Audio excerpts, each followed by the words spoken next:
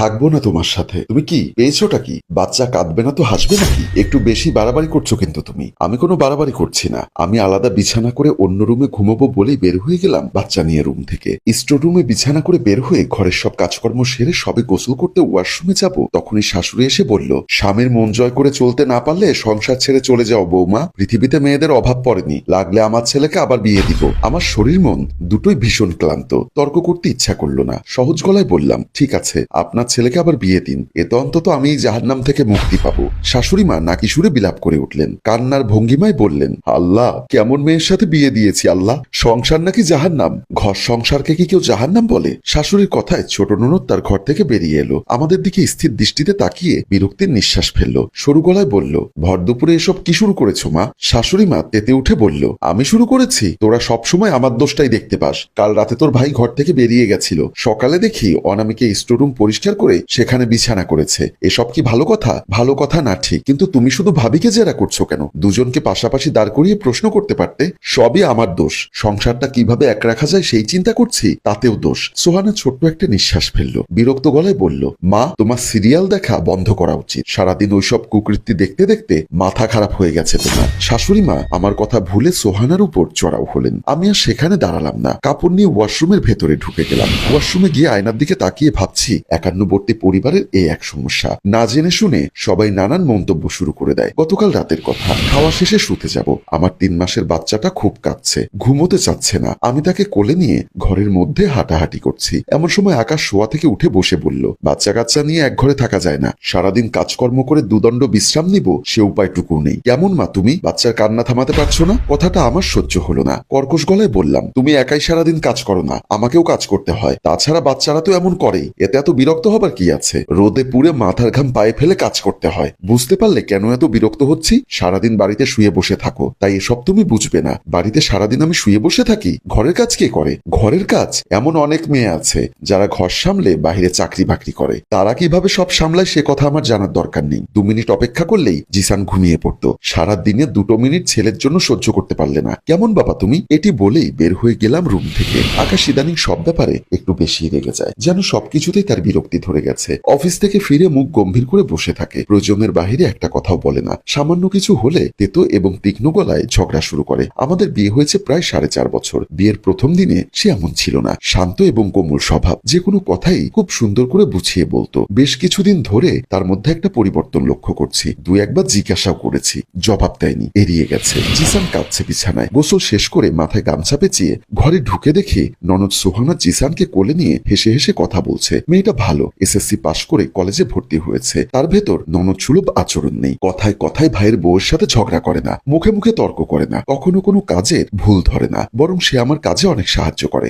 জিসানের কান্না থেমে গেছে। আমি পাশে গেলাম। সোহানা বলল, ভাবি, ভাইয়ার সাথে তোমার কি হয়েছে? প্রতিদিন এমন ঝগড়াঝাটি ভালো লাগে না। মুখ কালো করে ফেললাম। স্বাভাবিক গলায় বললাম, কি আর হবে বলো, বউ পুরনো হয়ে গেলে সব সংসারে অশান্তি লাগে। এটা কেমন কথা? তোমাদের ব্যক্তিগত কোনো সমস্যা থাকলে দুজনে বসে কথাবার্তা বলে মিটিয়ে ফেলো। জিসান বড় হচ্ছে, ওর বেড়ে ওঠার জন্য একটা সুস্থ পরিবেশ দরকার। তোমরা এমন করলে ও কি শিখবে? তার কথার জবাব দিলাম না। প্রসঙ্গ ঘুরিয়ে বললাম, তুমি গিয়ে পড়তে বসো, আম্মা দেখলে রাগারাগি করবেন। বিকালে পড়তে ইচ্ছা করে না। জিসানকে আমি দেখছি, তুমি গিয়ে খেয়ে নাও। দুপুর গড়িয়ে বিকাল হতে চললো, এখনো দুপুরের খাবার খেতে পারলে না। খুশিতে আমার চোখের জল গড়িয়ে পড়ছে। রান্নাঘরে এসে থালায় ভাত নিলাম। সবটা নিয়ে এক লোকমা মুখে দিতে গিয়ে মনে পড়ল, সকালে আকাশ না খেয়ে বেরিয়ে গেছে, টিফিনও নিয়ে যায়নি। সে বাহিরের খাবার খেতে পারে না। ভাত রেখে রুমে চলে এলাম। রুমে এসে মোবাইলটা হাতে নিয়ে আকাশকে কল দিলাম। 2বার রিং হওয়ার পর সে কল রিসিভ করলো। খটখটে গলায় বলল, কল দিয়েছো কেন? কি হয়েছে? দুপুরে খেয়েছো? খেয়েছি। আর কিছু বলবে? কি খেয়েছো? তুমি তো আবার বাহিরের খাবার খেতে পারো না। তাহলে রাখি। আমিও আর কল দিলাম না। জিসান ঘুমোচ্ছে না, শুধু কাঁদছে। তাই ড্রয়িং রুমে এসে কোলে নিয়ে হাঁটছি। এমন সময় শাশুড়ি মা এসে বলল, মেয়ে মানুষের এত ঘুম থাকলে বাচ্চা মানুষ করা যায় না। হ্যাঁ, আমি তো সারাদিন ঘুমিয়েই থাকি। বাড়ির সব কাজ অন্য মানুষ করে দিয়ে যায়। এসব কাজ আমরাও করেছি। তখন আর এই গ্যাসের চুলা, ফ্রিজ, রাইস কুকার ছিল না। মাটির চুলায় রান্না করতে হতো। ঝুড়ি ভরা মাছ কুটে ধুয়ে মশলা কষিয়ে জাল দিয়ে রাখতাম। এখনকার মেয়ে বউদের মতো এত আহ্লাদ ছিল না আমাদের। ঠিক বলেছেন আম্মা, আমাদের অনেক আহ্লাদ। তা আপনার আমলে তো ফ্যান লাইটও ছিল না। তাহলে বরং একটা কাজ করি, আপনার ঘরের লাইট ফ্যানের লাইনটা কেটে দেই, বিদ্যুৎ বিল কম আসবে। শাশুড়ি মা তীক্ষ্ণ চোখে তাকালেন। তার দৃষ্টিকে গুরুত্ব না দিয়ে ঘরে চলে এলাম। শাশুড়ি বকবক করেই যাচ্ছে। আমি একটা জিনিস আনতে বাহিরে গেলাম। ফেরার সময় দেখা হয় আকাশের অফিস কলিগ ফারজুর সাথে। ওনার মুখে মাস্ক লাগানো। উনি আমাকে দেখে ডাক দিয়ে বলল, ভাবি, আপনি কেমন আছেন? আমি ফারজু। রাজ্জু, আকাশের অফিস কলিগ। ও বোন, ভালো আছি। বাচ্চার শরীর ভালো? হাসি মুখে বললাম, এই তো ভালো, আলহামদুলিল্লাহ। আপনার কি খবর? অফিস শেষ? অফিসের সময় শেষ হয়নি, শেষ হবে তো রাত 8টায়, এখন তো 6টা। আমার একটু কাজ আছে, তাই ছুটি নিয়ে চলে এসেছি। ও আচ্ছা, ইতস্ত করে বললাম, একটা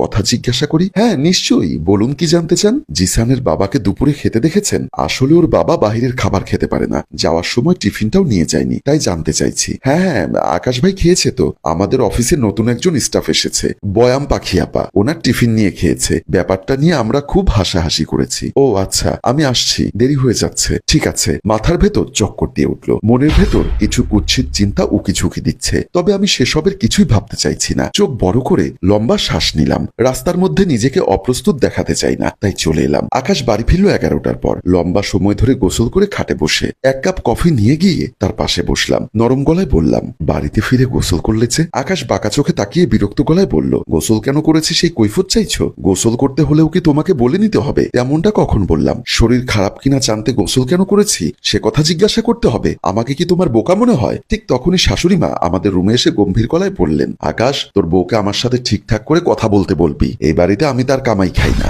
আকাশ স্বাভাবিক গলায় বলল, মা, কে কি বলেছে? তোমার জন্য মেয়ে খুঁজতে বলেছি। এ কথার মানে? শাশুড়ি মা কিছু বলতে যাবেন, তার আগে শ্বশুর আব্বু এলেন। আকাশের মা, ঘরে এসো, তোমার সাথে কথা আছে। শাশুড়ি মা কটমট দৃষ্টিতে আমার দিকে তাকালো, তারপর শ্বশুরের পেছন পেছন বেরিয়ে গেল। আকাশ বলল, তোমাকে একটা কথা বলি, সারাদিন কাজ করে বাড়িতে ফিরে এসব বিচার ব্যবস্থা করতে পারবো না। হয় মায়ের সাথে মানিয়ে চলবে, নয়তো কি? সে কথা জবাব দিল না, ঘর ছেড়ে বেরিয়ে গেল। আকাশ ড্রয়িং রুমে বসে মোবাইল চালাচ্ছে। ব্যাপারটা আমার কাছে ভালো লাগলো না। সরু গলায় বললাম, ঘর সংসার ছেড়ে সন্ন্যাসী হয়েছ নাকি? আকাশ আমার দিকে তাকালো না, সহজ গলায় বলল, তেমনটা করতে পারলেই ভালো হতো। সংসার তোমার কাছে এতটা বিরক্তির হয়ে উঠেছে, আগে কখনো বুঝিনি। আগে বিরক্তি ছিল না, তাই বুঝতে পারোনি, এখন আছে। এখন বুঝতে পারলেই হলো। কারণ জানতে পারি? সে চুপ করে রইল। স্বাভাবিক ভঙ্গিতে আকাশের পাশে বসলাম। শান্ত গলায় বললাম, কি হয়েছে তোমার? কোনো ব্যাপার নিয়ে চিন্তিত?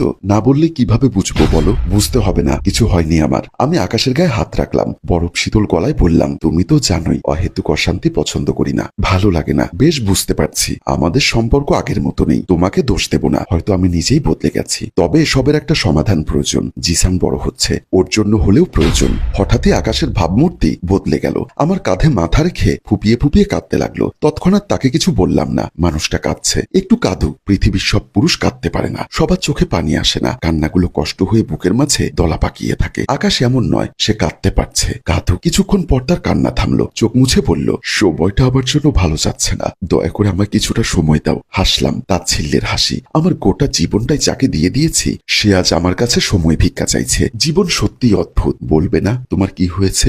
আমাকে তুমি ক্ষমা করে দাও। তোমাকে সব সময় বকি, ভালোভাবে কথা বলি না, যাতে তুমি এই সংসার ছেড়ে আমাকে ছেড়ে চলে যাও। তুমি আর কত মায়ের অপমান সহ্য করবে? মাকে তো কিছু বলতে পারি না, হাজার হলেও মা, কিন্তু তোমাকে বলে মাকে বোঝাতে চাই। তারপরও তুমি যাচ্ছ না, আলাদা বিছানা করে থাকছো কেন? এত অবহেলা অপমান সহ্য করার পরও থেকে যাচ্ছ এ বাড়িতে। আমি আকাশের সব কথা শোনার পর নিজেই স্তব্ধ হয়ে গেছি। এই লোকটি আমাকে এত ভালোবাসে? আমি মায়ের এসব কিছুই মনে করি না। তোমার এসব করতে হবে না। আমি যতদিন বাঁচি তোমাকে নিয়ে তোমার সংসারেই থাকবো এই বাড়িতে। তারপর দুজন দুজনকে জড়িয়ে ধরে। আর এখানেই স্বামী স্ত্রীর এক দুর্দান্ত ভালোবাসা দেখিয়ে আমাদের গল্প শেষ হয়। সম্মানিত ভিউয়ার্স, একটি সংসারে অনেক রকমের সমস্যা হতে পারে, কারণ সব শাশুড়ি এক না, সব বউয়েরাও এক না। তবে আপনার স্বামী যদি আপনার জায়গায় ঠিক থাকে, তাহলে সব সহ্য করে সংসার চালিয়ে নেওয়া উচিত। সুখী হোক সকল পরিবার। গল্পটির ভাবনা ও পরিচালনায় হাশেম রাজু, চিত্রগ্রহণ শিহাব ও প্রযোজনায় মঞ্জুর মোর্শেদ মিউজিক প্লাস। গল্পটি ভালো লাগলে লাইক, কমেন্ট এবং শেয়ার করে অন্যকে দেখার সুযোগ করে দিন।